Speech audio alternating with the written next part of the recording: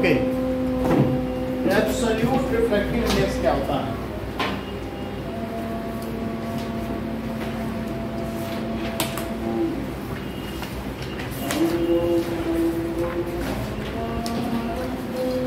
That is refractive index of any medium with respect to air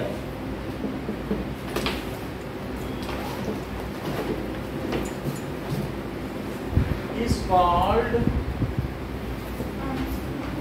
absolute refractive index. उसको कहेंगे absolute refractive index. मान लीजिए कि refractive index of any medium with respect to air, किसी medium का, इसका मतलब है refractive index of medium with respect to air. थोड़ा सा एक्सप्लेन कर दो। थोड़ा सा एक्सप्लेन करो। हाँ वही कर रहा हूँ। किसी भी मीडियम का रिफ्रैक्टिव इंडेक्स एयर के रिस्पेक्ट में लिया जाए तो उसे क्या कहेंगे? Absolute refractive index. So refractive index of any medium with respect to air, तो उसे कहेंगे velocity of light in air upon VM. लेकिन इसे तो हम सी कहते हैं, वेलोसिटी ऑफ लाइट, तो C by VM. Velocity of light in air को क्या कहते हैं? वैक्यूम और air approx light in air that is equals to V A, और उसी को सी कहते हैं। मतलब दोनों में खास फर्क नहीं है। Velocity of light in vacuum 3 है, 3 × 10 टू द पावर 8, ठीक है। अब उससे थोड़ा सा कम कर दो तो वैक्यूम वही एयर में हो जाए, ठीक है। अच्छा आप जरा देखो तो V refractive index of medium को ही क्या मैं C by VM कह रहा हूँ, n equals to C by V, अगर मैं चाहूँ रिफ्लेक्टिव तो A को यहाँ पर हमने omit कर दिया, A is skipped, A is dropped। NM क्यों लिखा? NM नहीं लिखा। हाँ, जब एब्सोल्यूट रिफ्रैक्टिव इंडेक्स निकालते हैं तो हमें ये पता होता है सबकी हम एयर के रिस्पेक्ट में ही निकाल रहे हैं, तो हम A को ड्रॉप कर दें। अच्छा, तो A को क्या किया गया यहाँ पे? ड्रॉप। A is dropped। अगर A को M क्या है? अगर मैं NM कहूँ, M क्या है? M यानी कोई मीडियम है, तो किसी भी मीडियम का रिफ्रैक्टिव इंडेक्स अगर एयर के रिस्पेक्ट में निकाला जाए तो उसे एब्सोल्यूट रिफ्रैक्टिव इंडेक्स कहा जाए, ठीक है। नाउ हाँ, अब जरा देखो, सो रिफ्रैक्टिव इंडेक्स का ये फार्मूला हो गया।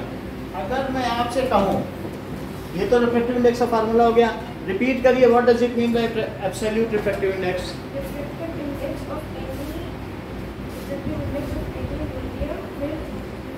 हाँ बोलो।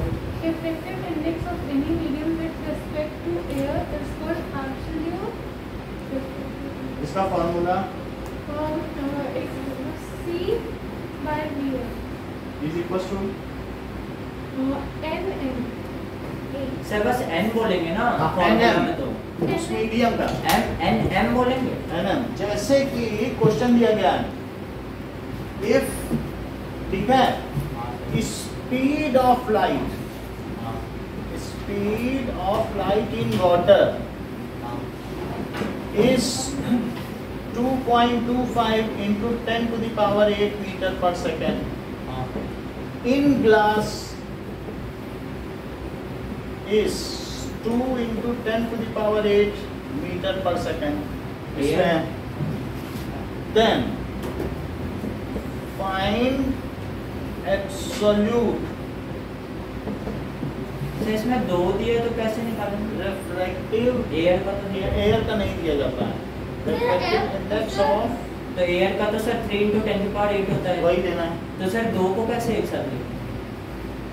सर आप N अच्छा एक क्वेश्चन पूछने की ज्यादा जल्दी है, अभी एक- पढ़ तो लो कम से कम, अभी क्वेश्चन पूरा ही नहीं हुआ, आप सोच तो पहले से पूछ रहे हैं। आपको वेलोसिटी दी गई है, आपसे क्या पूछा जा रहा है? Absolute refractive index of water. तो absolute refractive index of water क्या होता है? NW That equals is to C C by by VW।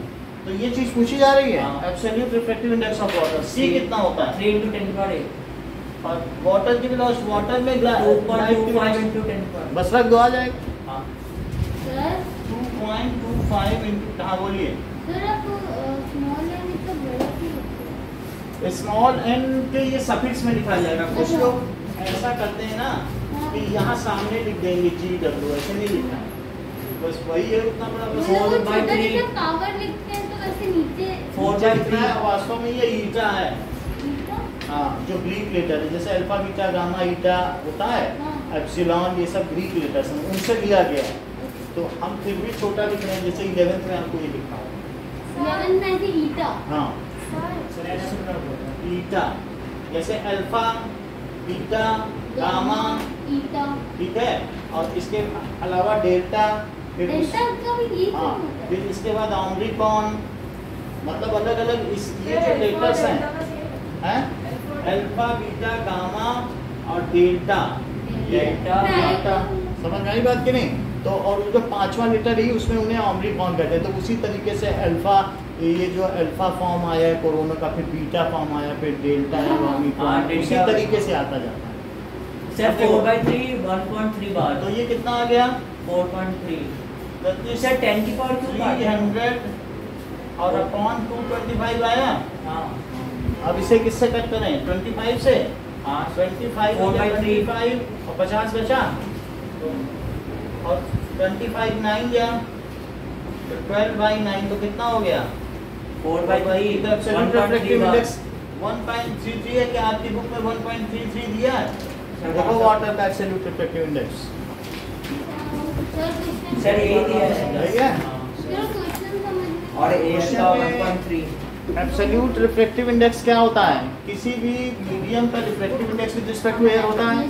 अब absolute refractive index of water पूछा गया है हाँ कि जबकि स्पीड ऑफ लाइट ये दी गई है और ग्लास की ये दी गई है। ठीक है, तो मतलब जल का वास्तविक अपवर्तनांक क्या हुआ absolute refractive index of water, तो that is speed of light in air upon speed of light in water. वही लिखा है कि नहीं जो वहाँ पर बोला है? वाटर एंड ग्लास तो पहले वाटर का निकालेंगे फिर ग्लास का दोनों निकालेंगे। अलग अलग क्वेश्चन है तो दो अलग अलग आंसर आए। हाँ। अभी वाटर का आ गया, समझ में आ गया आनंदिता? नहीं सर नहीं आता। अरे एब्सोल्यूट रिफ्रैक्टिव इंडेक्स का डेफिनेशन बताओ, यहाँ बैठ कर नहीं अच्छा लगेगा। Reflective index of any medium with respect to air is known as absolute. ठीक है, इसकी फार्मूला बताओ, As n is equal to c by v. यही होगा। देखो NmHc/Vm, अगर मुझसे कहा जाए absolute refractive index of water निकालो तो क्या मैं C/VW ना लिख दूं? और VW क्या दिया गया है तो VW डाल दिया। अब आपको क्या नहीं समझ में आ रहा है? 300/225 लिख दिया, काट दिया। 2 into 10 to the power 8 air का है ना? 2 into 10 to the power 8 तो क्लास में है, क्लास का। पिछली क्लास में क्लास कर दिए में होते हैं क्वेश्चन। क्या एयर में स्पीड ऑफ लाइट कितनी है? 3 into 10 की पावर 8 एयर में 3 into 10 to the power 8 है। ये लाइट फर्स्ट क्लास में हमने लाइट का बता दिया था कि ये सभी water चीज़ों है। वाटर में कितनी 2 स्पीड into है? 10 की पावर 8 देखो ये ठीक बता रहे हैं, 2 ग्लास में है। और फिर वाटर सर में वाटर में कितनी भी यही है 0.25 देखो वहाँ लिखा है कि नहीं? वही बॉक्स तो वही है। समझ नहीं बात कि नहीं? सर देखो ग्लास में कितनी है? ग्लास में 2 into 10 की पावर जो लिखा है वही बोलो, अपने मन से नहीं। सर ग्लास में लिखा है सर वो तो सर 2 into 10 इस इन वाटर में कितनी है? 2.25 और ग्लास में 2 एयर में 3 into 10 बोलो, एयर में 3, ग्लास में, वाटर में। तो देखो वही फार्मूला लगाया, आ गया आंसर। हाँ तो सर वो 2 into 10 to the power 8 गया आपने। वो ग्लास के लिए अभी ग्लास का निकालूंगा ना, उससे सर क्या क्या लिखा करेंगे? है आपने medium so that is now absolute refractive index. अब किसका निकालना है? सर इस क्वेश्चन में दो ग्लास आंसर का। छिपे हुए हैं। हाँ ये सर ग्लास का सर, वो रिफ्रैक्टिव इंडेक्स ऑफ ग्लास के लिए क्या लगोगे? C/VG। हाँ तो वो दूसरे के लिए यूज करो, सर ये तो इजी है। 1.1.5 बिल्कुल आसान। 1.5 C कितना डालो? 3 into 10 की power 8 ठीक और है। VG डालो 2 into 10 की power 8 1.5 तो ये कट दिया, बोलो कितना आया? 1.5 1.5। तो ग्लास का एब्सोल्यूट रिफ्रैक्टिव इंडेक्स 1.5 चेक करो बुक में, क्या यही दिया है आपकी टेबल में? सर इनके आगे कोई यूनिट नहीं लगी। रिफ्रैक्टिव इंडेक्स में जब दोनों मीटर पर सेकंड सर लेकिन डेसिमल के बाद 2 प्लेसेस तक लिखते हैं ना, इसमें भी 2 प्लेस लिखा है 1.5 हाँ? इसमें भी 1.52 लिखा है, डेसिमल के बाद 2 प्लेस। हमारे में नहीं आ रहा है, उसके में आ रहा है। वो अलग अलग तरीके के हैं। फ्लिंट ग्लास अलग Crown होता है, glass। क्राउन ग्लास अलग अलग होता है, प्रिज्म बनाने के लिए होता क्या लिखा है आपने एक ग्लास। तो refractive हमने एक इंटरमीडिएट ले सर लिया। मुझे का रिफ्लेक्टिव इंडेक्स ऑफ मीडियम और WRT reflective index of with respect to. अच्छा हाँ बोलो, सर ये कुछ ही समझ में आया? बता दो। सर ये जो आपने लिखा ना 3 to 10 to the power 8 या फिर जिसका वो कैसे आया है? क्या अब ये आपने जो लिखा ना speed of light in water and river, वो- तो वो करके देखा होगा। हाँ उन्होंने करके देखा। लाइट जो सोनार होता है ना, 9 पे पड़ा साउंड भेजा जाता है वाटर में, हाँ। तो एक साउंड की स्पीड होती है, फिर लाइट भेजी जाती है वाटर में। तो लाइट कितनी देर में आपने ट्रांस रिसीवर होता है, ट्रांसड्यूसर। लाइट आपने भेजी, आपको मालूम है सी बेड कितना है, तो वहाँ से कितनी देर में लौटी, तो मुझे पता नहीं चल जाएगा कि कितनी स्पीड है। यहाँ से मून पे भेजी, क्वेश्चन पढ़ा था 9th में कि सैटेलाइट पे भेजी, फिर वहाँ से लौट कर आ गई, तो वो चीज़ वहाँ पर भी एक मिरर लगा दिया, उससे लौट कर लेजर भी भेजो तो मून पे जाती है, पता चल जाता है ऐसे कोई लेजर डाल रहा है। जो 10 रुपए की लेजर है उससे भी हैं? मून पे जाती है। अगर वहाँ कोई मिरर है तो रिफ्लेक्ट होके आएगी। लेजर लाइट हाँ जो 10 रुपए का लेजर ऐसा हम भी, करेंगे तो हाँ, मून मून पे पे जाएगा। जाएगी। कुछ भी सर, अगर दिन में भी ये लेजर बीम की यही दिन में चीज कैसे जाएगी? कहीं भी जाए, वो एक लेजर लाइट है। That is light amplification by stimulated emission of radiation के थ्रू वो एक्शन होता है। वो चक्कर आप पढ़ेंगे आगे चल के, ठीक है, डिटेल में, लेकिन उसका स्टिमुलेशन करा दिया जाता है, तभी तो वो उसकी जो कोहेरेंसी वो कम नहीं होती है। चांद प्लूटो जो- भी भेज सकते हैं। मून तक तो जाती है, फिर जहाँ पर भी जो वैक्यूम में कहीं भी चल के चली जाएगी। प्लूटो अबे बोल रहा वहाँ है। से मतलब वो है सबसे बगल के प्लेनेट पे भेजना आसान है। आप कहो कि प्लूटो में हम भेजेंगे तो हम यहाँ से मैनुअली तो नहीं भेज पाएंगे, उसके लिए इंस्ट्रूमेंट चाहिए होंगे, सर लेकिन मून पे तो भेजा जा सकता है। हाँ तो वो रिफ्लेक्ट होके भी आएगी। आएगी, वहाँ से आएगी, लेकिन अब अगर वो जरा सा भी डेविएट होगी तो फिर वो आपके पास नहीं आएगी। या मिरर जरा सा तिरछा हो गया तो यहाँ से नहीं पता चला अमेरिका में जा रही है, तुम्हें रिसीव भी तो करना है, तो मिरर उसी एंगल पर हो कि वो सीधा जाए। जब हाँ, 0 डिग्री इंसिडेंस हुआ तभी तो फिर उसी पर रिट्रेस इट्स पाथ होगा। तो हमें पता कैसे मून पे कौन सा है? हमें लगाना पड़ेगा जाके ना, खुद जाओ लगाओ पहले, हमें पता होगा तो हम मिरर रखेंगे क्या? चलो आगे देखें। उसी बात समझ में आई। एब्सोल्यूट रिफ्रैक्टिव इंडेक्स कुछ नहीं है, जैसे refractive index of one medium with respect to other medium निकालती थी, तो speed of light of other medium upon speed of light of first medium, वो तो यही होता था। So refractive index of second medium with respect to first medium is ratio of speed of light in vacuum by speed of refractive index of second medium. क्या? इसकी definition बताओ।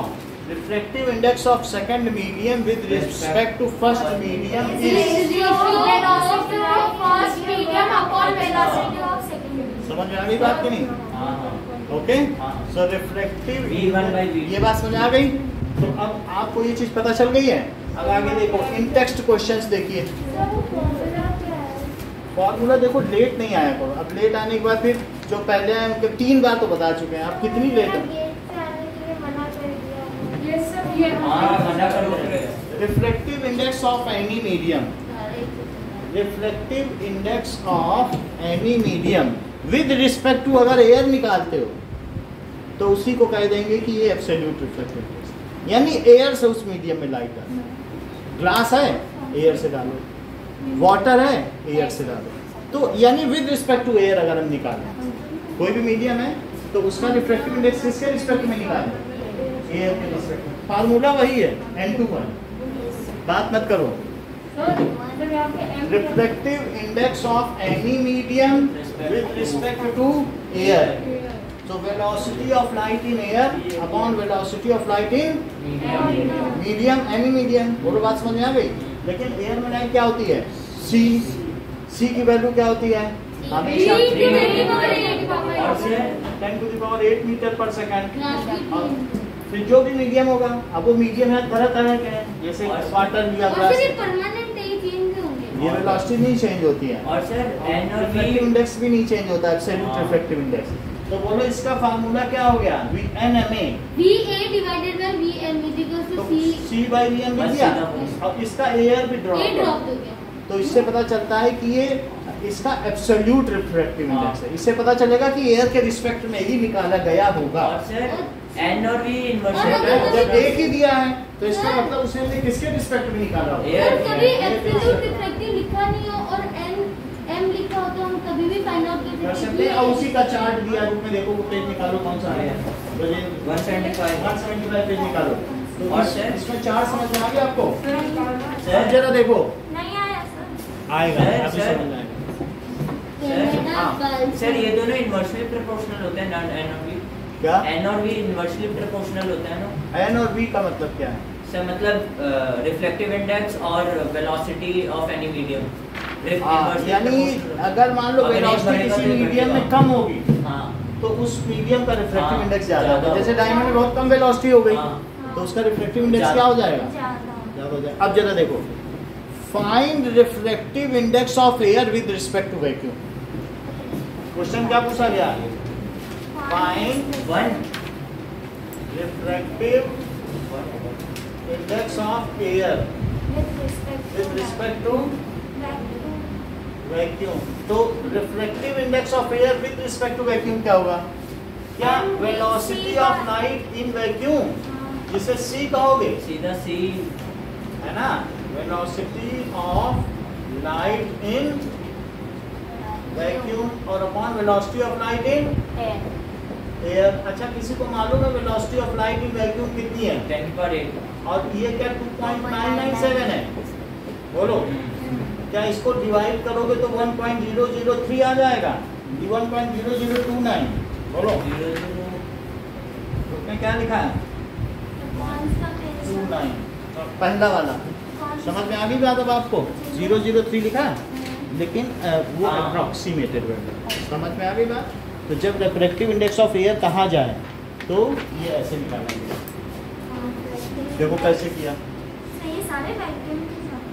सब vacuum के साथ ही हैं, लेकिन अब बुक कहती है एयर, क्योंकि तुम छोटी क्लास में, अगली क्लास में तुम नहीं सभी लोग, तो अगली क्लास में जाओगे तो बोल दिया जाएगा कि वैक्यूम के रिस्पेक्ट में निकालो। अभी वैक्यूम के बारे में आपको ज़्यादा पता या नहीं है, वो फ्री स्पेस है, वहाँ कुछ नहीं है। सर फ्री स्पेस तो 1 होता है ना उसका रिफ्लेक्टिव। हाँ, तो अगर C/C भाई अगर आप C/C निकालोगे तो 1 आ जाएगा। हाँ तो सबसे कम रिफ्लेक्टिव इंडेक्स किसका है? वैक्यूम का है। वैक्यूम और सबसे ज़्यादा किसका है? Diamond Diamond। 2.4 क्या डायमंड इसीलिए इतना कॉस्टली क्योंकि हाँ। उसका रिफ्लेक्टिव इंडेक्स बहुत ज़्यादा है? इस चीज़ को अगले चैप्टर में क्योंकि पढ़ेंगे। वहाँ कलरफुल पर टोटल इंटरनल रिफ्लेक्शन पॉइंट। अच्छा, अब जरा देखो। सर गोल्ड में भी होता है। सर एक बार रिफ्रैक्टिव बता दोगे? क्या रिफ्रैक्टिव इंडेक्स? रिफ्रैक्टिव इंडेक्स कुछ नहीं है। अगर नहीं सर, एयर वाला मत बताओ हाँ, मुझे। से कोई डायमंड में बताओ, मतलब कि अगर हम लेजर में डालें तो कितने देर में वापस आती है? देर से छोड़ दो, आपको वेलोसिटी कोई निकालना नहीं है, कोई स्पीडोमीटर आपका नहीं है कि स्पीड नापे। क्या दिखा? रिफ्रैक्टिव इंडेक्स का मतलब होता है कि किसी भी चीज़ का अगर आपको रिफ्रैक्टिव इंडेक्स चाहिए, ये रिफ्रैक्टिव इंडेक्स मुझे नहीं पता। रिफ्रैक्टिव इंडेक्स का मतलब है अमाउंट ऑफ हर्डल प्रोड्यूस्ड। अच्छा। अमाउंट ऑफ हर्डल, जरा फिर से समझो। इस चीज़ को हटा दें इधर का, कर लिया? नहीं, यस सर, वो क्वेश्चन मत है। क्वेश्चन नहीं मिटाएंगे और तो हटा दें। हाँ अच्छा, ये देखो सर हमारे एग्जाम में वैक्यूम के क्वेश्चन आ सकते हैं। बिल्कुल आता है। फार्मूला आपको समझ में आ गया रिफ्रैक्टिव इंडेक्स का? अब आगे देखो, it is the amount in which speed of light is decreased. Ratio होता है कि नहीं? तो उसी को सर एयर की तो 1.00003 दे रखी है, फिर आपका तो 29 आ गया। उसी का अप्रोक्सीमेशन। अब देखो कि मान लीजिए ये है और यहाँ पे ये लाइट आई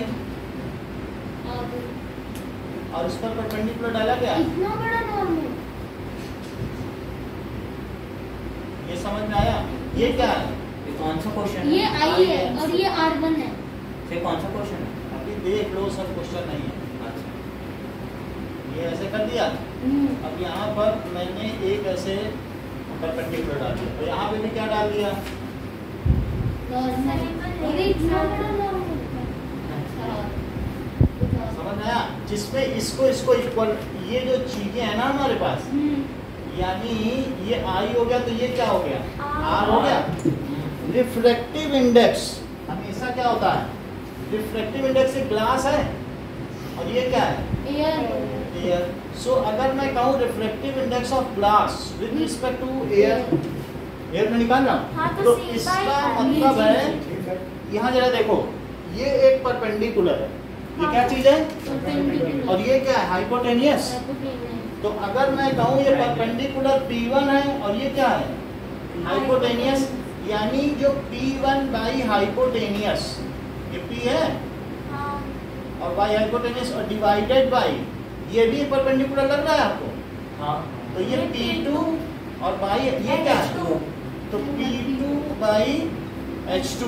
कभी भी कोई ट्रायंगल दिया हो और अगर आपसे वो sin i by sin हाँ, r, कोई भी हाँ। एंगल दिया हो, यहाँ पर कोई एंगल दिया हो जैसे x, sin i, तो sine of x sin i by is sin equals to उसका जो परपेंडिकुलर है और जो हाइपोटेनियस का r। हाँ रेशियो। सर। सर ये ट्रिग्नोमेट्री का हाँ, मतलब सुन लीजिए एक बार, सुनोगे तो समझोगे, पहले से ही विरोध करने लग जाओगे, कुछ नहीं सीखोगे। जब मैं कह रहा हूँ कि किसी भी ट्रायंगल में, राइट एंगल ट्रायंगल में 6 रेशोज होते हैं। हाँ। अगर एक एंगल है और जैसे एक एंगल हो, मान लो ऐसे ही एंगल दिया हो, ये 30 डिग्री दिया हो, ठीक, 30 डिग्री दिया हो एंगल, ये ऐसा समझ लो, थीटा। आप समझ लो फिर बात बताएंगे। ये इक्विलेटरल ट्रायंगल, ये कैसा है? इक्विलेटरल ट्रायंगल है। हाँ। अच्छा, ये तो अगर ये 30 है, 2 सेंटीमीटर ये है, हाँ। और मान लीजिए देवांशी के छोटे भाई ने इनसे पूछा कि दीदी ये 30 डिग्री, ये बताओ ये कैसे निकालें? उन्होंने कहा जाओ देख लो, इसका डबल होगा। क्या बोला इन्होंने? डबल होगा। डबल। इन्होंने कह दिया ये जब 30 डिग्री होगा तो 2 है, जाओ देख लो, वो 4 सेंटीमीटर होगा। ऐसे बोल दिया। क्यों होगा वो समझो। क्योंकि इनको मालूम है कि अगर किसी ट्रायंगल में टोटल 6 रेशोज होते हैं, कौन कौन से रेशोज होते हैं बताओ? ए, बी और सी, 3 साइड्स होती हैं। तो कभी क्या हो जाएगा, ये 3 साइड है उसमें 6 रेशो बनते हैं, ये परपेंडिकुलर है। हाँ। ये क्या क्या बेस है? सर ये तो एंगल पे डिपेंड होता है ना। अब ये बात समझ में आई? हाँ। तो कौन कौन सा रेशो हो सकता है? क्या एक परपेंडिकुलर बाई हाइपोटेनियस हो सकता है? हाँ सर, P by और H, दूसरा क्या हो सकता है? P by D, और दूसरा हो सकता है कि P by base D। By hypotenuse हो सकता है। और एक क्या हो सकता है? Perpendicular by base. बोलो, बात समझ में आई? यानी P by H, B by H और P बाई, अच्छा एक और भी हो सकता है, H बाई P भी हो सकता है क्या? Sir P by H, B by और H, P H by by D B भी हो सकता है।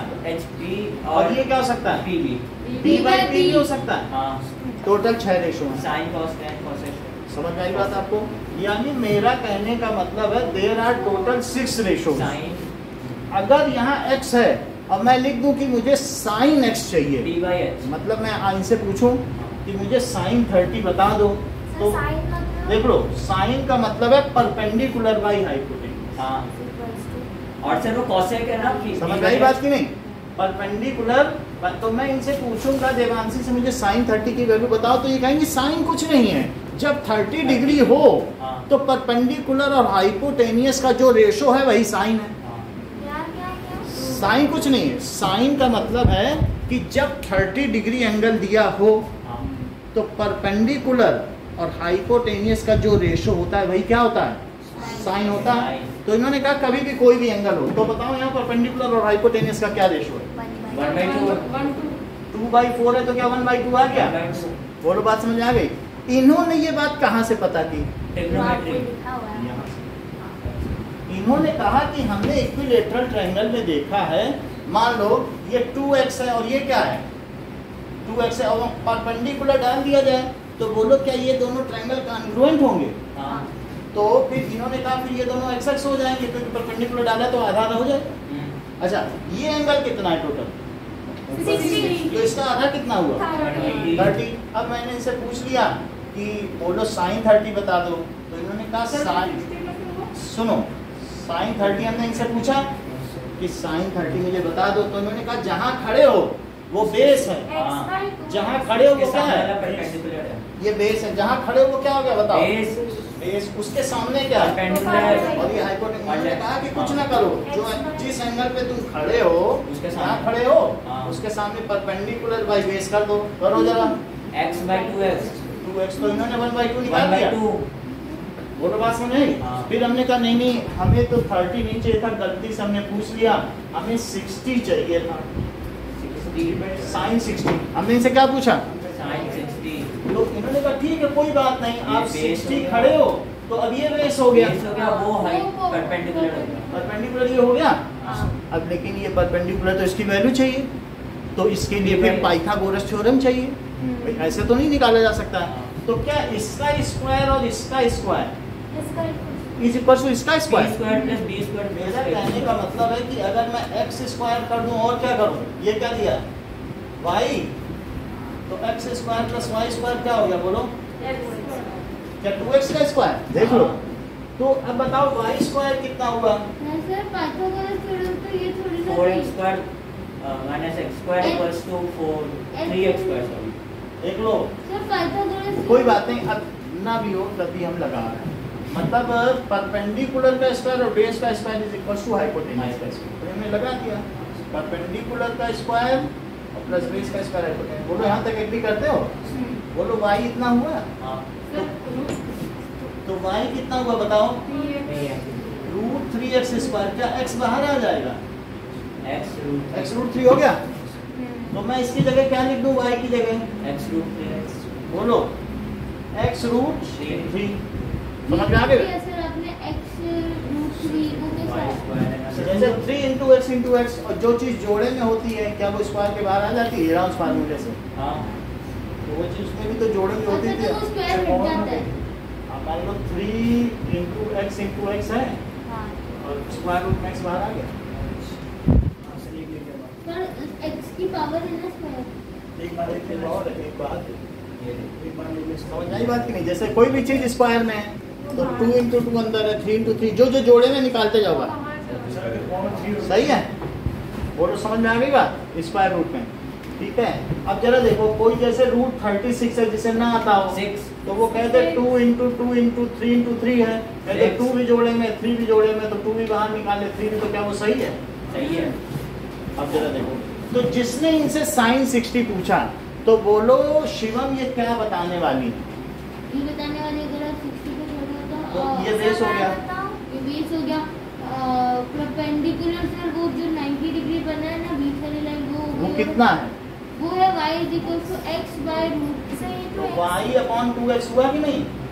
क्योंकि दिस बाई दिस, लेकिन y की जगह हमने क्या लिखा? x सर, by ऐसे जहाँ तुम खड़े हो जिस डिग्री पे वो बेस है, हमेशा जमीन पे खड़े होते हो रूट 3/2 और सामने बिल्डिंग होती है। जब यहाँ खड़े थे तो ये बेस था, ये बिल्डिंग है। जब तुम खड़े हो वहाँ बेस है ना, तो अब ये तब ये परपेंडिकुलर था, तब आपने परपेंडिकुलर बाय हाइपोटेन्यूज से किया था। अब यहाँ खड़े हो तो दिस बाय दिस नहीं करोगे? कर लेंगे। x रूट 3/2x रूट बोलो क्या वैल्यू आई? 3/2 रूट 3/2 रूट 3/2 बोलो बात समझ में आ गई? सर आप 2x को ले लो, जब उस ट्रायंगल में देखे तो वो x जब यहाँ पर हम थे, जब ये वाले ट्रायंगल में थे और मैं यहाँ पर खड़ा था तो ये कितना एंगल है बताओ?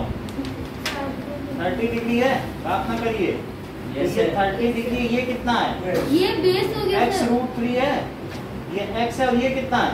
2x तो बोलो साइन 30 क्या हुआ? sin 30 x perpendicular by hypotenuse याद रखो। परपेंडिकुलर बाय हाइपोटेन्यूज को हमने क्या कहा था? Sine x/2x। Sine of x। हाँ तो बोलो अब यहाँ पे खड़ी हो तो बोलो परपेंडिकुलर क्या है? x सर में कहाँ से आ गया? बोलो कर ले। हर चीज में विरोध ही करोगे, ये नहीं कि पढ़ लो। हाँ बोलो x by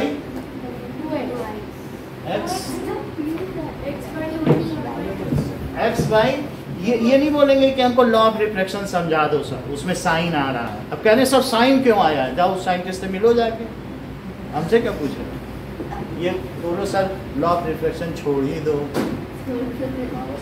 12 से अब एग्जाम देखो है। थोड़ी देर के लिए बैठे रहो, बाकी 12 से लोग एग्जाम है। अच्छा साइन x की वैल्यू बताओ, साइन 30 की। sin 30 की x/2x x बाई 2x हुआ, बोलो सही है। हाँ और साइन 60 की बताओ। sin 60 Sir, sir x root three sir by base हो गया Sir, x x root 3 by 2x हुआ, x by root 3 x perpendicular by hypotenuse, x root 3 by 2x हुआ, बोलो बात समझ में आ गई। हाँ सर। लेकिन इनके भाई ने कहा कि दीदी हमने तो गलती से पूछ लिया था, हमें तो 45 चाहिए था। ऐसे किसी के भाई को मारो।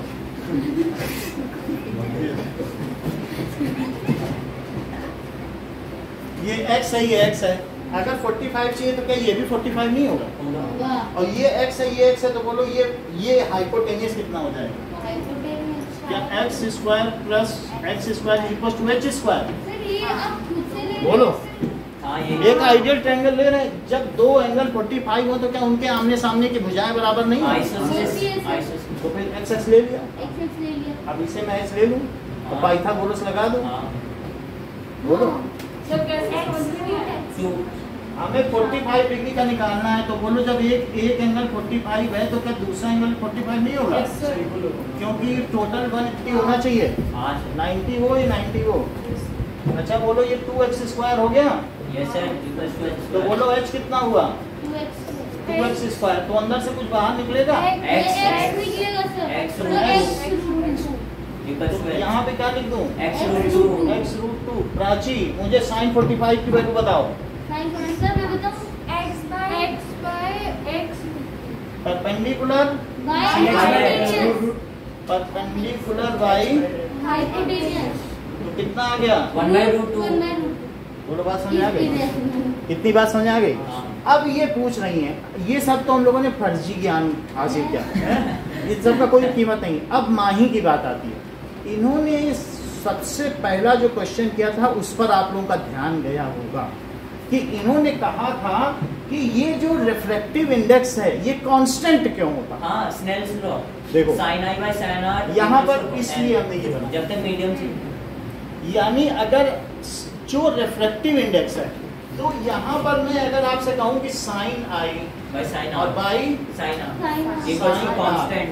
is equals to refractive index of glass with respect to air, हाँ हाँ हां and that is यानी सर ये इसका अभी दूसरा फार्मूला हो गया इसके 4 फार्मूले हैं, अभी लैम्डा के टर्म्स में भी है, v के टर्म्स में भी है, i के टर्म्स में भी, तो सब समझेंगे तभी तो चैप्टर समझ में आएगा। यस सर अब एक एक करके समझ रहे हैं। अब जरा देखो, इसी को मैं क्या b a बाई क्या कहता हूँ? vg bg। तो सुन लो, जब साइन में एंगल निकालोगे तो जो पहले लिखा है उसी का एंगल लेना, जो पहले लिखा है उसी का एंगल लेना। जी पहले लिखा है हां तो ये जी पहले लिखा है और ये क्या है? एयर। तो पहले वाले का नहीं लेना है हमको, बाद वाले का लेना है, एयर वाला। जैसे इसमें ले रहे हो वैसे उसका ही लेना, ठीक है कि नहीं? साइन आई बड़ा है, देखो साइन आई क्या है? बड़ा बड़ा है, तो क्या इसके परपेंडिकुलर अपॉन हाइपोटेनस, थोड़ी देर के लिए मैं दोनों हाइपोटेनस इक्वल ले लूं, हाँ सर। तो बोलो किसका परपेंडिकुलर बड़ा होगा? नहीं नीचे वाले दोनों का बराबर हो। क्योंकि बड़ा है यहाँ दबेगी, वे दबेगी नहीं। हाँ। तो बोलो हमने ये हाइट, ये तो सेम ले सकते हैं ना, दोनों को एक्सेस ले लो थोड़ी देर के लिए, तो बोलो ये P1 बड़ा है कि P2?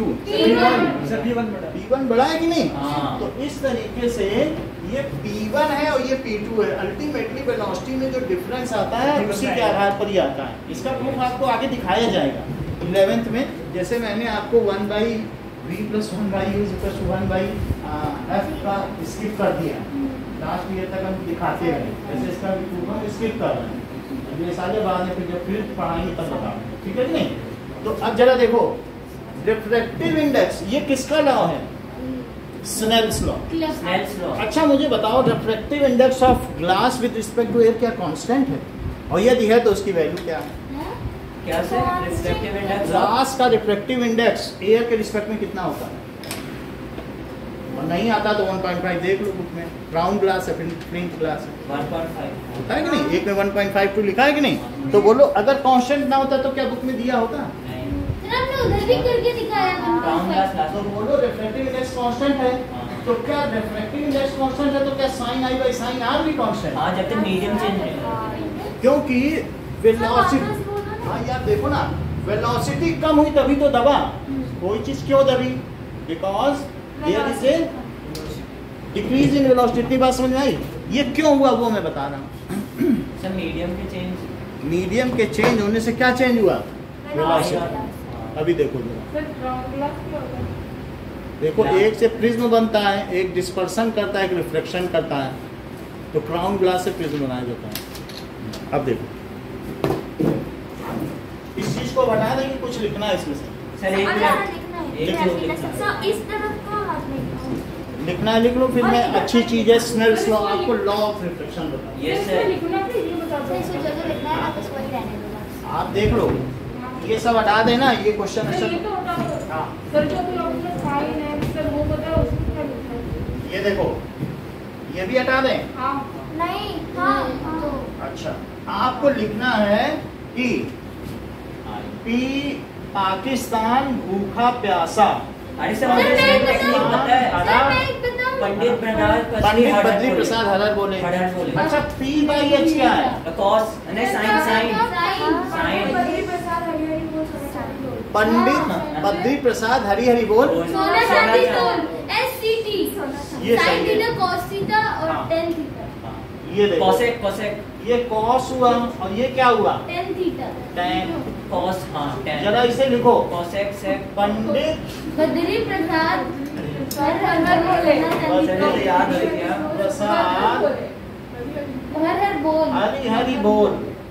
हरर बोले भी तो हरी हरी बोल, सोना चांदी तोल। और जो सोना चांदी तोल है वो सोना चांदी तोल। तोल। अब देखो ये क्या है? पंडित बद्री प्रसाद हरी हरी बोल। जब मैं कहूंगा साइन एक्स तो आप क्या P by कहोगे? H। P by H। Sine x is sir equal sine theta नहीं बोल सकते? एक्स भी बोल सकते, थीटा एक ही बात है। थीटा, हाँ। तो P बाई एच। फिर बोलो कॉस को क्या बोलोगे? P by H। ये साइन है और cos चांदी सी से होता है, ठीक है। और अगर आपको सोना चांदी नहीं करना है तो सोना कांसा तो कांसा होता है, ब्रास। तो दैट इज कॉस चांदी। ये सी लिया गया ऐसे फिर से, चांदी में सी होता है, हाँ ठीक हाँ, है। तो ये और तोल में टी लिया गया है। साइन कॉस टेन, tan लिया गया सर, सोल क्या लिख तोल लिख दिया मैंने, लेकिन टी लिया इससे। हाँ। बाकी आप ये ना सोचो टैन, tan। और इसको चांदी को कॉस कॉस समझना, चैन मत समझना। tan। So P by H बोलो, कॉस क्या है? B by H। B by H, B base by H। by- तो इसी में आप पता कर लोगे ना कौन क्या है। हाँ। हाँ, अगर cos x को मैं कहूँ कि b by h, तो कोई मुझे बताएगा कि cos 30 की क्या वैल्यू है? cos 30 की रूट 3/2, cos 30 डिग्री बताओ। रूट 3/2, हमेशा बेस बाई हाइपोटेन्यूस लेना। रूट तो ये बेस हो गया, यहाँ पे खड़े हो जाओ। तो यहाँ पे क्या लिखा है बताओ? बेस बाई, ये तुमने कहाँ से किया? देखो यहाँ से बेस बाई हाइपोटेन्यूस, और यहीं खड़े हो गए ये 30 पे। बेस भी हो बेस गया। ही हुआ, रूट 3/2, और ये क्या हुआ इसका? Hypotenuse। तो बोलो कितनी वैल्यू आई? रूट 3/2।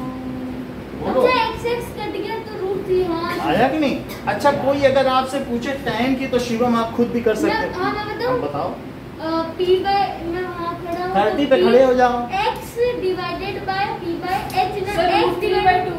x से 2 आएगा सिर्फ। Root 3, root 1 root 3। Sir, sir 1 अच्छा। divided by देख लो, 1/√3। तुम सही खड़े थे लेकिन निकाला तुमने गलत। tan 30 पे खड़े हो और परपेंडिकुलर बाय बेस करो। अच्छा x by सर x 2 आएगा ना? x by x root. मैं P by H कर दिया। समझ में आई बात? यहाँ से देखो tan क्या है? tan perpendicular by, base. यहाँ खड़े हो जाओ। परपेंडिकुलर क्या ये है, और ये बेस है, तो क्या x बाई x रूट 3 नहीं लिखोगे? यस सर, लिख देंगे। सर यहाँ खड़ी हो जाओ। सर रूट 3 आएगा ना? 1/2। यहाँ खड़ी हो गए तो फिर ये क्या हुआ? ये परपेंडिकुलर है और ये बेस, तो x बाई x रूट 3 लिखते हैं। सो अभी आपसे भी पूछते हैं, सर x by √3 कैसे आया y की? x बाई x रूट 3 तो समझ में आ गया ना क्या है? Yes right? Yes yes. अच्छा P by तो दिस इज x रूट 3, तो परपेंडिकुलर बाय बेस। वो तो समझ में आ गया। साइन कॉस अगर समझ में आ गया है तो गजेंद्र साइन 60 तो हमने बता दिया था, कॉस 60 बता दो तो जान जाए। नहीं रुक जाओ, कॉस 60 बता दो, फार्मूला तुम्हारे सामने है और 60 पे खड़े हो जाना और बेस समझ लेना। रुक जाइएगा सब लोग। सर 2 नहीं आप बताओ बेटा प्रत्युष, ऐसे अंदाजा नहीं लगा। cos 60 का formula base by hypotenuse cos बताना है। हाँ cos 60 पे रुक जाओ थोड़ी देर, रुक जाओ गलत है, किसी को कोई बता रहा है cos 60 पे बताओ। सर 1 नहीं 1/2 सही है। क्यों? क्योंकि जब ये 60 पे खड़ी हुई तो इन्होंने कहा कि ये बेस है और ये क्या है हाइपोटेन्यूज। मैं खुद गलत कर सर ऊपर नीचे भाई नहीं। आप ये भी तो देखो ना कि cos 60 है तो cos 60 क्या हुआ, b/h। तो यहाँ से देखो ये आपका एक रेफरेंस ट्रायंगल है, ये दूसरा है, समझ में आई बात कि नहीं? तो cos 60 अभी लिखा रहा हूँ, अभी तीनों वैल्यू पूछूंगा, साइन के भी तीनों, cos के भी तीनों और tan के भी तीनों। आप ट्रायंगल रखोगे ना, ये ट्रायंगल यही रहेंगे सब बस आपको एक ट्रायंगल रहेगा, उसका साइन cos tan बताना है। हाँ cos 60 देखो, cos 60 का क्या बताते हो, मैं बताऊं? बताओ। cos से 60 तो cos का क्या होता है b/h, तो b पे मैं खड़ा हूँ, x divided bye h 2x, तो 1/2 यानी x divided by 2x is equal to 1/2। अच्छा अभी मुझे एक और चीज खुशी से पूछनी है, शायद ये कम समझ पा रही हैं, मुझे cos 45 बताओ खुशी। यहाँ खड़े हो जाओ।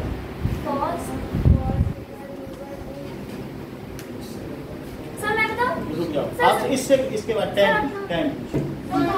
सर मैं बताऊं? हाँ 1/2 सही है, सही है।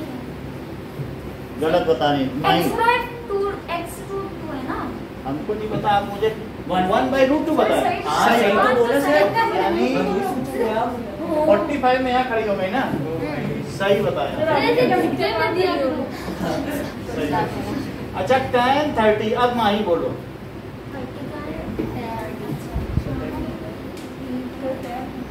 किधर बनाया?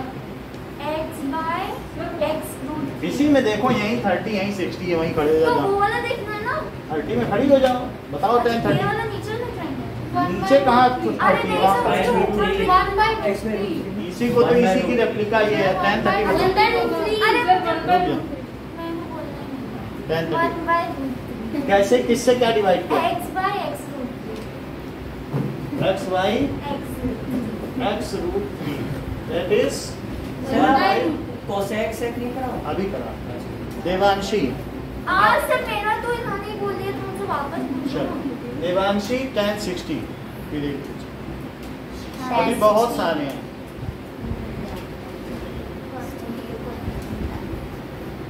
x by x tan root 3/2 60 is equals to x root 3। अब देखो गजेंद्र को भी समझ में आने लगा है। tan 45 आज सर आपने बोले थे नेक्स्ट वो जानने लगा। सर 45 तो दोनों जगह है।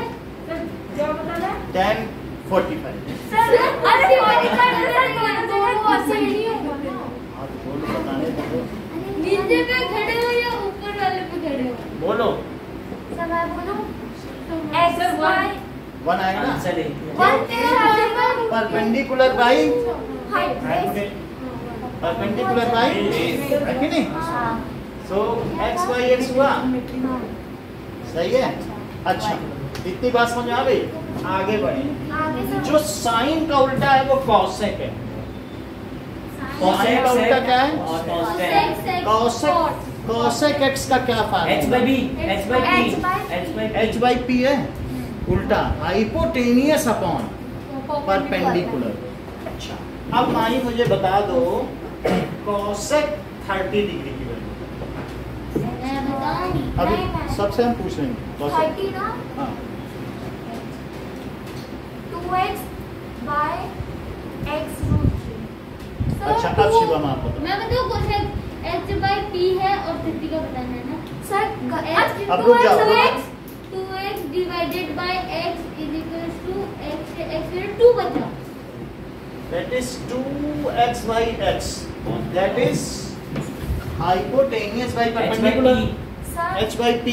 सर जब 30 वाले पे होंगे तो x परपेंडिकुलर होगा, 60 वाले पे x को 3 परपेंडिकुलर. हाँ और क्या, जिस पे खड़ी हो वो बेस है.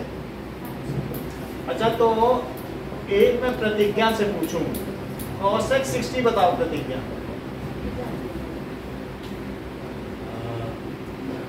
हाँ नहीं शांत रहिए.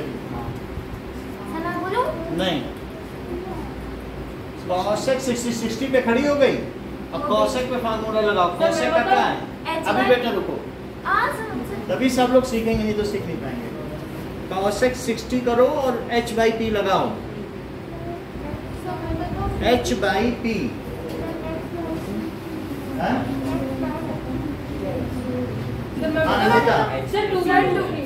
रुक जाओ. Sir 2 by 2 x upon x root 3. 2 by 2 root 3. 2 by root 3. सही है. सही बताया. सही है. That is 2x by sir से पूछ रूट ले. 3 x root x root 3 That is which is 2 2 by by root 3. Okay. मेरे से पूछो ये. सर अगला वाला. सुन लो, cosec h by p, तो cosec 60 h by p. अच्छा, अब बताइए Vidya, cosec 45 h by p करो.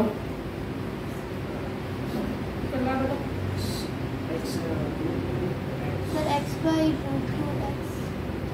सर मैं बताऊं? मैं रूट बताऊं? Two root two cosec 645 is equals to x root 2 by x और हम पूछेंगे.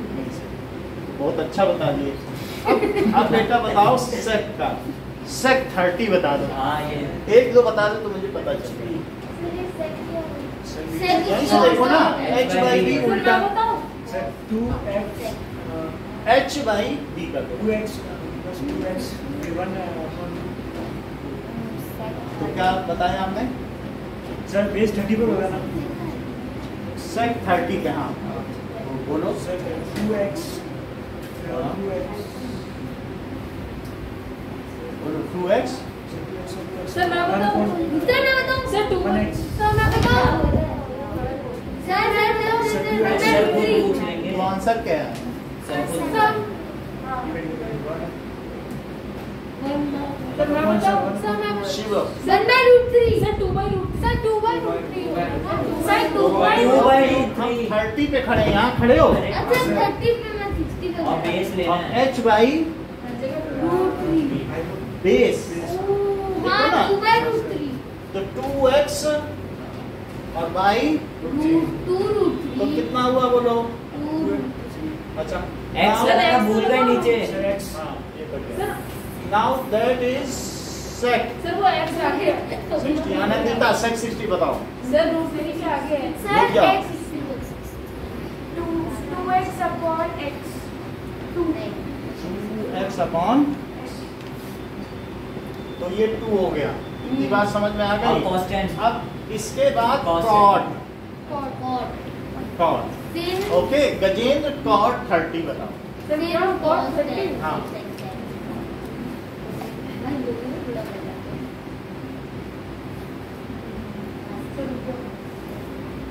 सर मैं बताऊं?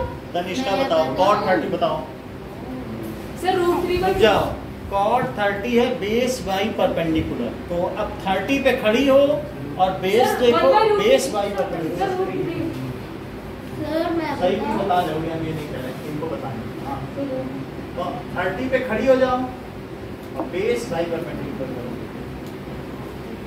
बेस बाई परपेंडिकुलर करो. नो. आप बताओ बेटा प्रतिज्ञा. 30 पे खड़ी हो जाओ, बेस बाई परपेंडिकुलर करो.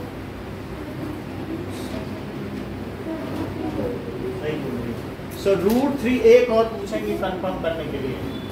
Root 3 x by x. तो क्या बचा? अच्छा cot 60 बताइए प्रतिज्ञा.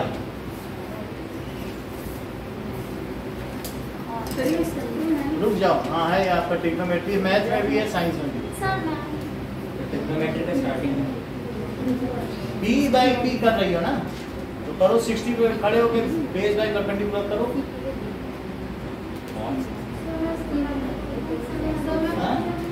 नो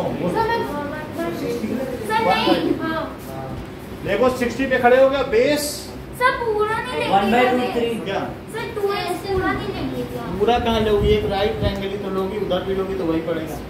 1/√3 तो x बाई x√3 तो 1/√3 हुआ। अच्छा cot 45 की वैल्यू बताइए। सर कौन सा मैं सर मैं बोलूं कितना कौन से 45 cot 45 कहीं भी खड़े हो जाओ, वहाँ खड़े 45 तो एक ही आएगा। x by x 1 सर 1 का x बाई तो 1 आ गया।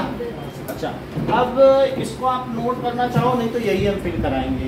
लगा लो कैसे ना से ट्रायंगल रहेगा, हाँ ट्रायंगल रहेगा। ट्रायंगल रहेगा आपको, ट्रायंगल तो पूरा रहेगा और ये भी रहेगा। अरे सर ये मिटा दो, ये तो क्या लर्न हो रहेगा? गया। नहीं क्या रहेगा? फॉर्मूला अरे सर तब तो फिर क्या ही एग्जाम है। प्रसाद है वो सर रहेगा। बोल सुनना चाहिए तो अरे पंडित प्रदीप प्रसाद हरनपुर को बस याद रखना। सोना चांदी। वो जरूरी नहीं। चल साइन कॉस टेन सबसे कॉस इजी पाकिस्तान का भी ऐसा हाँ, लेकिन इसमें सोना चांदी तोल गया।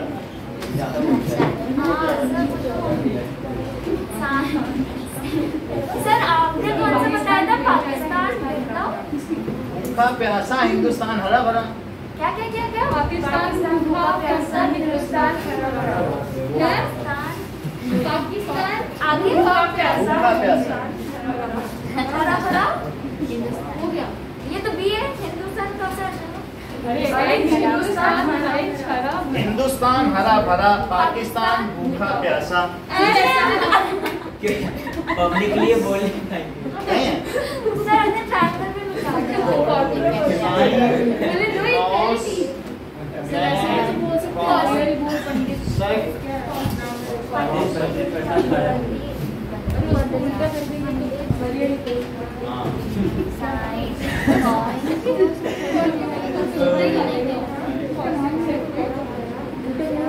सर साइन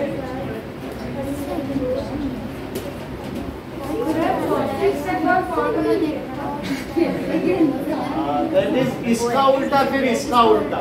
अरे सर tan होता है ना sine theta by cos theta, tan theta sir tan theta sin theta by cos theta होता है ना शायद होता है, उससे भी कर सकते हैं।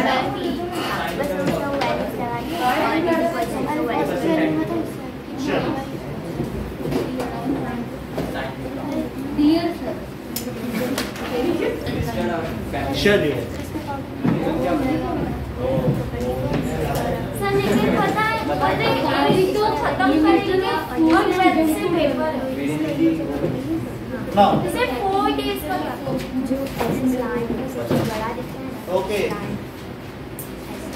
डिफाइन कैसे हाँ reflective index of second medium चलिए क्या question with respect to first medium second medium n to 1 and to one को डिफाइन करना। तो सर डिफाइन मतलब क्या करना है? सिर्फ रिफ्लेक्टिव इंडेक्स ये चीज ब्रैकेट लिखना है अच्छा हाँ ये लिखना है रिफ्लेक्टिव इंडेक्स को डिफाइन करना। तो डेफिनेशन अगर आपने लिखाई है हाँ सर लिखवाइए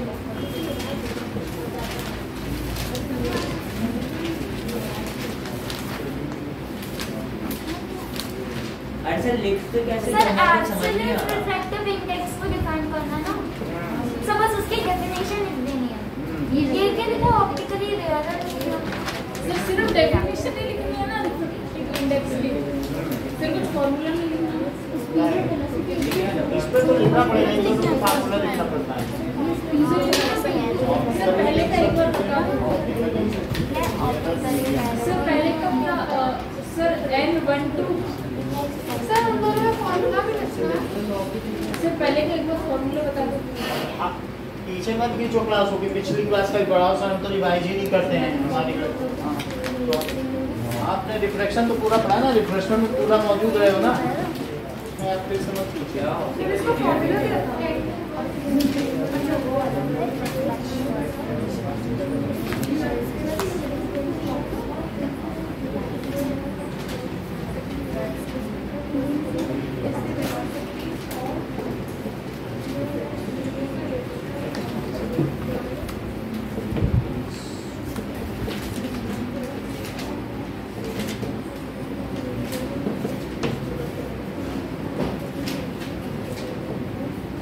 रिफ्रैक्शन आपने कहाँ लिखवाया?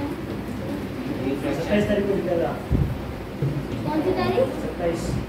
Refraction of light. हाँ। एक ही बात माना।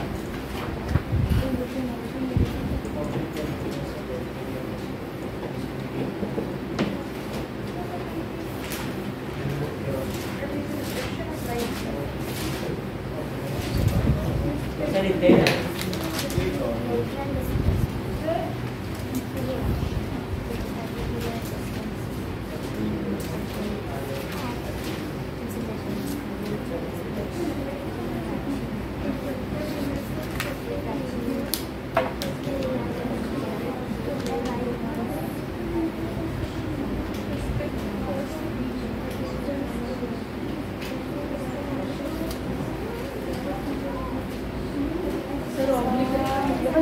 अच्छा है।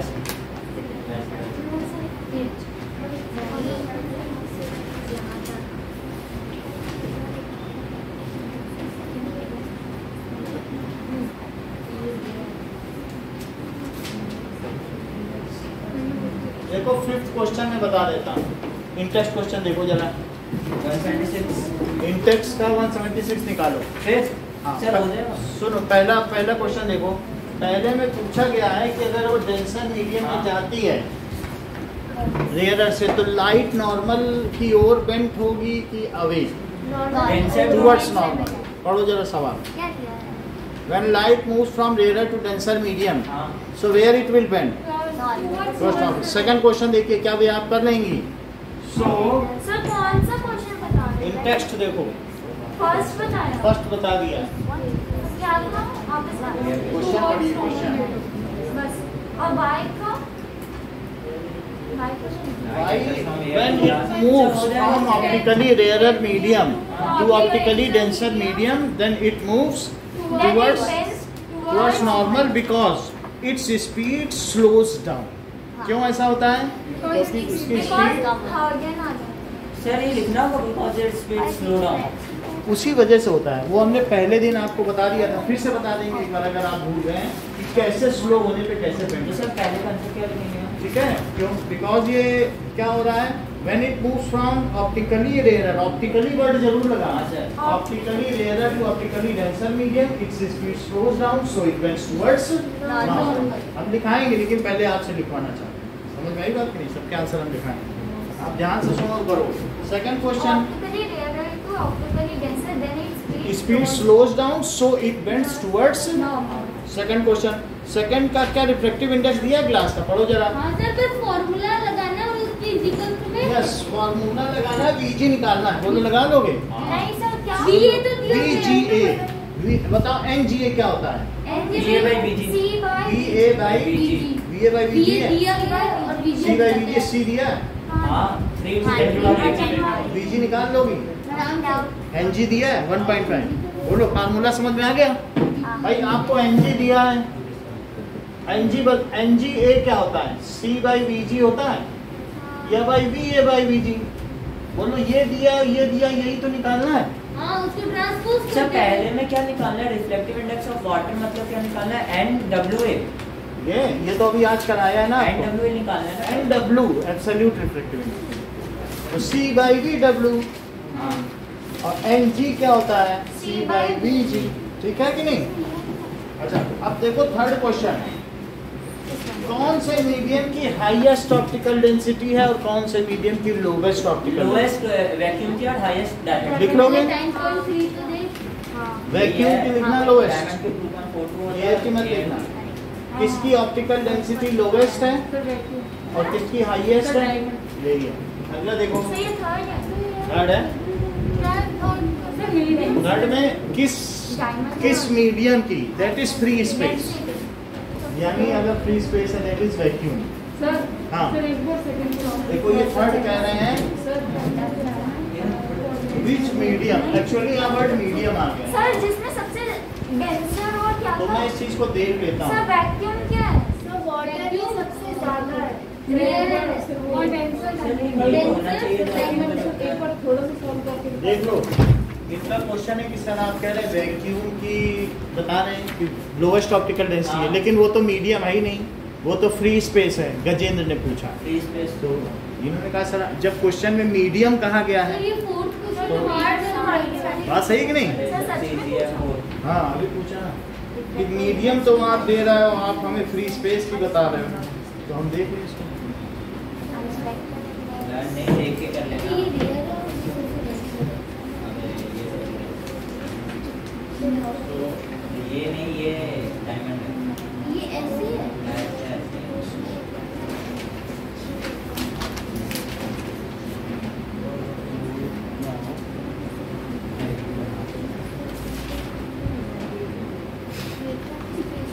एयर की दी है, ये सही बता रहे हैं, मीडियम में एयर की है, हाँ वैक्यूम की नहीं लिखा, सर दूसरा क्योंकि फिर वैक्यूम तो मीडियम ही नहीं हुआ ना, वो तो हाँ। फ्री स्पेस हुआ। एयर तो और लोवेस्ट है डायमंड। एयर की है, इन्होंने करेक्ट किया है, उनको thank you बोलना चाहिए। अब देखो सेकंड पूछना चाहते हो, बोलो। फोर्थ सर सेकंड क्वेश्चन एक बार सॉल्व सेकंड में ये 1.5 लिख देना, reflective index of sir glass. ये तो आता है सर एक बार करके दिखा और ये कितना है? और ये निकालना है कि नहीं? बोलो क्यों तुम्हें अलजेब्रा इतनी? सर एक बार 1.5 Vg is c into 10 to the power 8, तो बोलो Vg क्या हुआ? बोलो तो 1.5 और ये 3 है, क्या इसका डेसिमल जाएगा तो 30/15 हो जाएगा, और ये 2 हो जाएगा, 2 into 10 to the power 8 metre पर सेकंड। अब तो ठीक है। ओके सर अच्छा अब लास्ट क्वेश्चन देखो, कैरोसिन, टर्पेंटाइन और वाटर में किसमें सबसे ज्यादा लाइट फास्ट? वाटर में, वाटर का 1.33 है, कैरोसिन का सर कितना कौन है? सा क्वेश्चन है ये? अच्छा फोर्थ है। 1.44। जिसमें ज्यादा रिफ्रैक्टिव इंडेक्स होगा उसमें धीमी चलेगी। क्या? रिफ्रैक्टिव हाँ। इंडेक्स ज्यादा का मतलब मैं उसमें बोला लाइट, था। जैसे डायमंड में सबसे ज्यादा प्रोपोर्शनल inversely proportional, तो उसमें धीमी, किसका सबसे कम है उसी में तो फास्टेस्ट चलेगी। Air vacuum. एयर ये बता रही हो, तीन। कैरोसिन। कैरोसिन का कितना दिया है? सर वाटर का होगा, सर वाटर केरोसिन का उसके बाद होगा। कैरोसिन का कितना दिया है? सर केरोसिन का 1.44 4 और टर्पेंटाइन और 1.4 सबसे कम जिसमें होगा उसी में फास्टेस्ट चलेगी। हाँ। तो वाटर में वाटर। fast- है ना? बस लो, एक बार सुनो ऐसे लिखोगे, lower the refractive index Higher more the- is the speed, या higher is the speed of light in that medium. ये वर्ड लिखना है क्या सेंटेंस क्या में। बात है? Lower the refractive index is higher will be the speed of light in that medium. हाँ जितना किसी का अपवर्तनांक कम होगा उतनी ही उसमें प्रकाश की गति तीव्र होगी। Lower the refractive index of any medium, higher the speed of light in that medium. तो लोअर किसका है? Lowest Water. किसका है? वाटर का 1.33 है, बाकी 1.44 है। बोलो बात समझ में आ गई? 1.32 अगला क्वेश्चन पढ़ो कि डायमंड का 2.42 है, इसका क्या मतलब है? सर 1/2.42 कम चलेगा। यानी देखो reflective index of diamond with respect to air 1.239 is upon GD है क्या? हाँ So it means it is the ratio of speed of light in air to the ratio of speed of light in diamond। इसका ये मतलब, और कुछ नहीं लिखना। 1.239 इसका मतलब क्या है बताओ? Ratio of the speed of Light in air to the speed of light in diamond is equals to 2.42. It means that ratio of speed of light in air to speed of light in diamond is 2.42. और इसका solution निकालना है। हाँ? Solution निकालना कुछ नहीं, ये लिखना है कि इसका मतलब क्या है। और सर डेफिनेशन सिर्फ क्वेश्चन में कह रहा है डायमंड का रिफ्लेक्टिव इंडेक्स इतना है, बोलो इसका क्या मतलब है। सो कह देना इसका मतलब है कि speed of light in air ratio of speed of light in air to speed of light in diamond is equal to 2.42। इसका ये मतलब सर आपने ओके सर बस ये लिखना है इतना। यही लिख दोगे कि इसका यही मतलब है कि इनका रेशियो ही है। सर ये पता कैसे इक्वेशन लिखते तो चलेगा।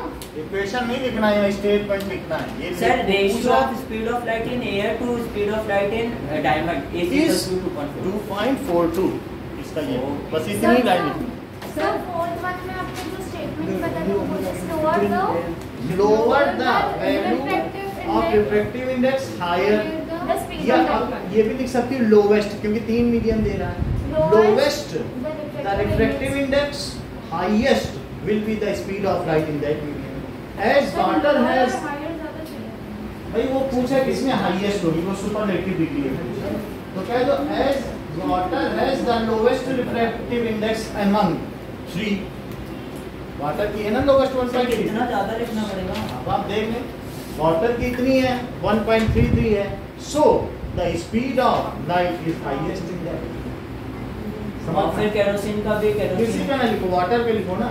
अच्छा वाटर का 1.33 याद है कि नहीं, 4/3 होता है, याद है कि नहीं? सर ये बुक सही आपने खोल के नहीं दिखा दी। रखेंगे, हाँ? बुक खोल के रखेंगे ना तो खोलिए, देखिए।